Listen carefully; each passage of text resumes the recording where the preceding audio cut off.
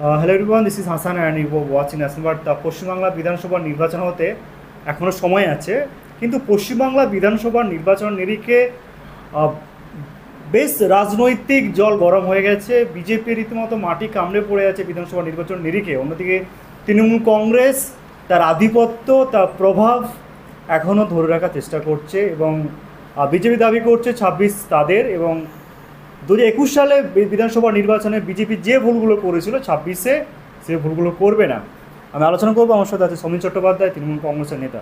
সমীরবাবু, আপনাকে স্বাগত জানাই। বিজেপি 294টি আসনে প্রার্থী তালিকা কেন্দ্রীয় নেতৃত্বের কাছে পাঠিয়েছে এবং প্রত্যেক আসনে 3 জনের নাম পাঠিয়েছে, অর্থাৎ এখন থেকেই তারা তোড়জোড় শুরু করে দিচ্ছে। কি বলবেন আপনার দৃষ্টিভঙ্গি? দেখো, রাজনীতি হচ্ছে সম্ভাবনার শিল্প। এখন থেকেই তো বলা যাবে না, বিভিন্ন ইস্যু সামনে আনার চেষ্টা করবে বিরোধীরা। আমরা যদি অতীতের ইতিহাস দেখি, 2021 সালে ইসবার 200 পার যারা বলতে এসেছিল ডেলি প্যাসেঞ্জারি করে, বাংলায় তারা ঘাঁটি গেড়ে বসেছিল। বাংলার মানুষ উত্তর দেবে। বাংলার মানুষ দেখেছে 100 দিনের কাজের টাকা থেকে শুরু করে আবাসের টাকা কিভাবে তারা বন্ধ রেখেছে।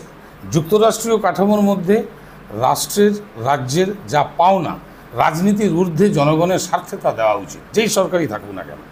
তারা ভেবেছিল ডবল ইঞ্জিন সরকার, কিন্তু মানুষ ঠিক করে দিয়েছে। বাংলার মানুষ 77 থেকে এখন কতই নামতে নামতে, এবং হলদিয়ার বিধায়িকা, বিজেপির বিধায়িকা তিনি তৃণমূলে জয়েন করেছেন। যত ভোট এগিয়ে আসবে, বিজেপির এক একটা বিধায়কের শুধু উইকেট পড়তে থাকবে। তার মূল কারণ কি? তার মূল কারণ হচ্ছে বিজেপি মুখে যা বলে কাজে তা করে না।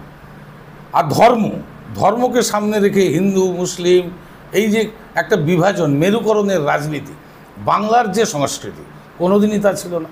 তো স্বাভাবিকভাবে বাংলার মানুষই ঠিক করবে।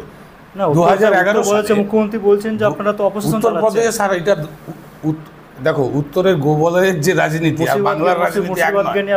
মুর্শিদাবাদ নিয়ে আমরা কিছু করছি না। যে ঘটনা ঘটেছে ওয়াকফ বিল নিয়ে, মানুষ গণতান্ত্রিকভাবে প্রতিবাদ নিশ্চয়ই করবে।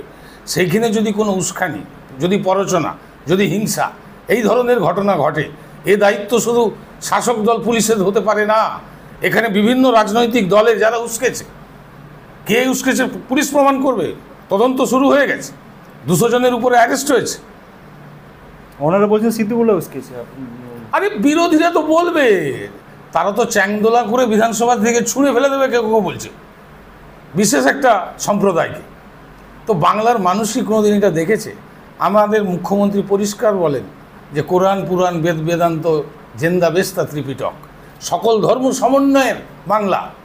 এখানে কেউ যদি হিন্দুস্তান ভেবে, বিজেপি মানেই হিন্দু, সেই ভোট একসঙ্গে করার যে মানসিকতা, এটা মনে হয়, যদিও বলছি রাজনীতি সম্ভাবনার শিল্প কী হবে আগে থেকে বলা যাবে না, কিন্তু বাংলার মানুষ, আমি যতটুকু তাদেরকে চিনি, জানি, দেখেছি।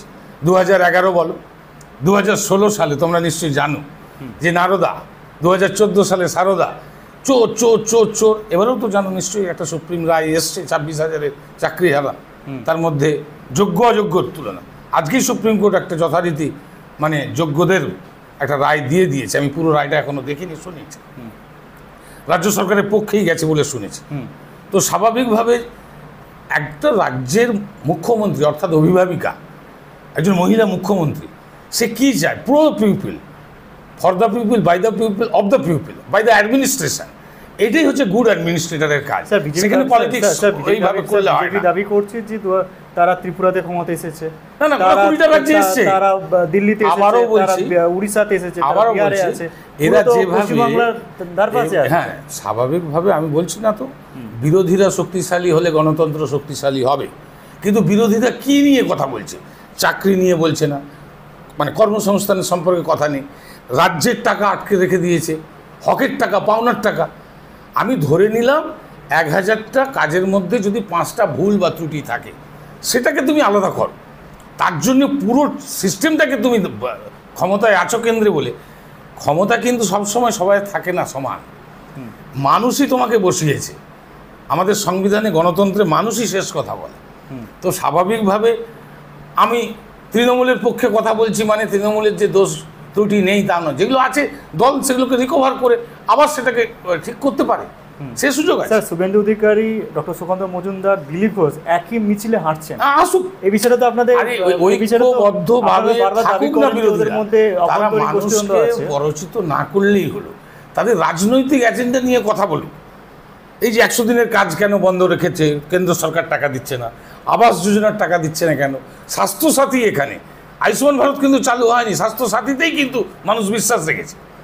মমতা বন্দ্যোপাধ্যায় যা বলে তা করে দেখায় এবং মানুষ তা পায়। লক্ষ্মীর ভাণ্ডার আপনারা জানেন, 2024 বলুন 2021 সালে ভোটের বৈতরণী লক্ষ্মীর ভাণ্ডারে যে কতটা প্রভাব পড়েছিল বাংলা, শুধু তাই নয়, আপনি 24-এর ইলেকশনে যদি দেখেন, মহিলা ভোট একটা অন্য, শুধু তাই নয়, আপনি বাই ইলেকশনগুলো দেখুন, আপনি প্রতিটা ইলেকশনের প্রভাব দেখুন। এবং মধ্যপ্রদেশের যে ভোট হলো, লাডলি বাহেন করতে হলো মমতা ব্যানার্জিকে অনুকরণে, লাডলি বাহেন। তাহলে স্বাভাবিকভাবে এই যে বলে দান খয়রাতির রাজনীতি, এটা তো নয়, এই যে বলছে তোষণের রাজনীতি।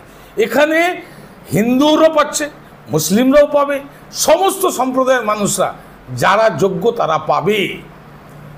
এই বাংলা হচ্ছে যে সবাইয়ের বাংলা, প্রত্যেকটা মানুষের, প্রত্যেকটা ধর্মের, প্রতিজনের জন্য। সেইটাই হচ্ছে গুড গভর্নেন্স, এখানে পক্ষপাত নয়। স্যার বিজেপি দাবি করছে যে অভিষেক ব্যানার্জি এবং মুখ্যমন্ত্রীর মধ্যে একটা তো বিজেপির দাবি, মানুষের দাবি তো মমতা বন্দ্যোপাধ্যায় 2011, 2016, 2021, 2014, 2019-এর রেজাল্ট একটু খারাপ হলেও 2 থেকেও 18, তারপরে দেখো তুমি 24-এর রেজাল্ট 12-তে কীভাবে নেমে এলো লোকসভায়। মানুষ বুঝতে পেরেছে, হয়তো দলেরও বোঝানোর মানুষকে হয়তো ত্রুটি ছিল।